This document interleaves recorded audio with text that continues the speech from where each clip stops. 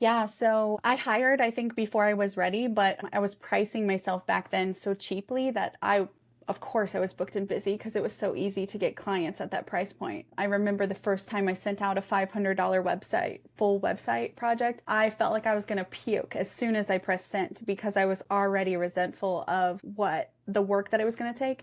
And I come from a Wow. corporate background where I was managing teams of 25 people. So managing people, managing what they're doing wasn't like, it was just a sidestep for me. I'm like, okay, I used to manage them here. I'm going to manage them for my design business now. So I feel like because I had that experience coming into it, it was easy to like set it up and have, weekly checkpoints and all of that stuff. Mm-hmm. But now we have a team of 4 people. Our team's kind of small. And yeah, I love the way we do it. It always like doesn't ever leave my hands completely. I still like have a very big say on how it's going to look. So it all looks like it came from the same desk.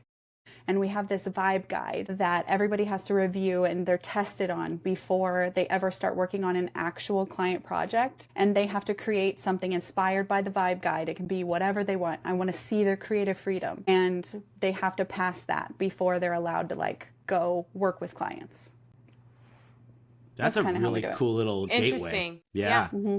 I mean, they're doing that now for every full-time job that you're applying for. Anyway, why wouldn't we practice that? So it's almost Sure. like, and putting it into a better way of vibe check, I think is a great thing too, because so many people, you might see their history of work in their portfolio or on their website and say they're a perfect fit, but getting that right of the moment thing going, like, show me you get what we do, I'm sure Yeah. has helped you out. Like now you have like the right people for everything. Yeah, do it in a way that like is aligned with us and the clients that we work for. So, and we're pretty girly at what we do, so they have to be able to really get into their feminine and like they're usually pretty excited about like going that way. Yeah. Can you expand on that a little bit more? When you say girly, can you express maybe an example or two of what that entails? Yeah, so we work with a lot of beauty-based businesses, salon owners, makeup artists, some photographers maybe, but beauty-based business. So we're using like girly colors, pink, purple, like reds like that, but also like softer things. It's more subtle, like Okay. in our textures and stuff like that. Yeah, it's not edgy, harsh. There's no Yeah. direction or approach that's stylized in that regard. Okay, I get it. Lots of florals. Have you guys ever struggled with charging more? Like when you all talked about that, like when you said like $500 for the website, right? Did that feeling lead you to the next time saying, screw it, I'm tripling, quadrupling or whatever? Like what was the struggles that you really had to ask for more money? Because it doesn't happen overnight. Mm-hmm.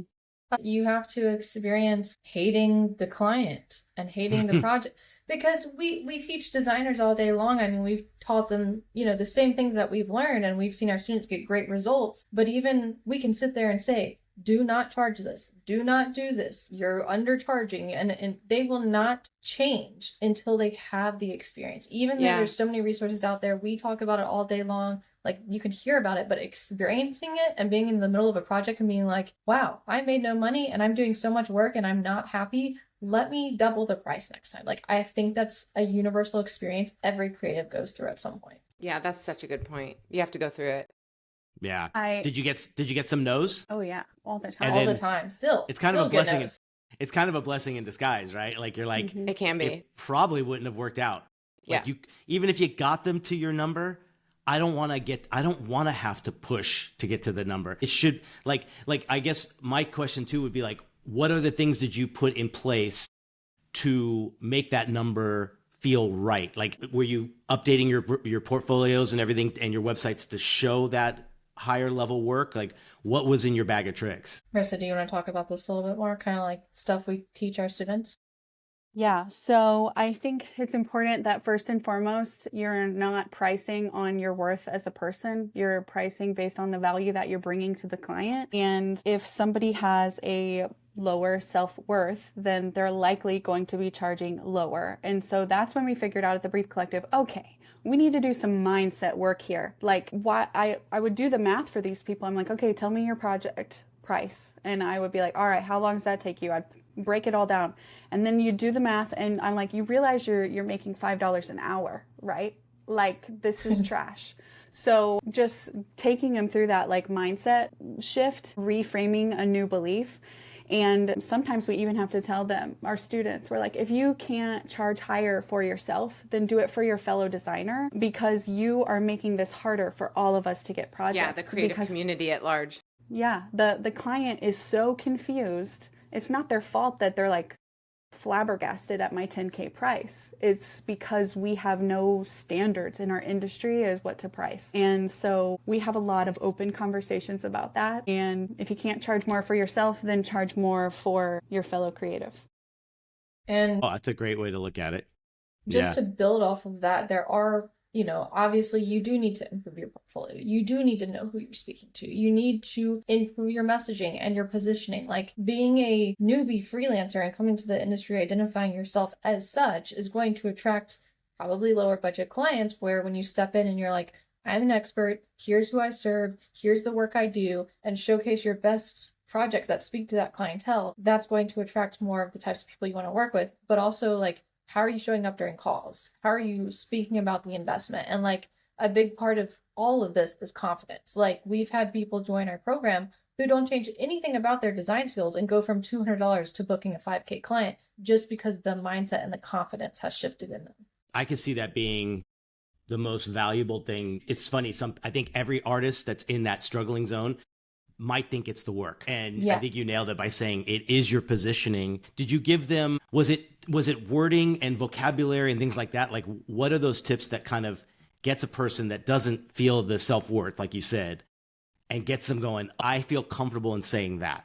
Because I think a lot of times they'd have that imposter syndrome going like, I can't say premium, or I can't say best in class because I haven't won an award or something like that. So were there tips that worked that you saw your students just go like light bulb?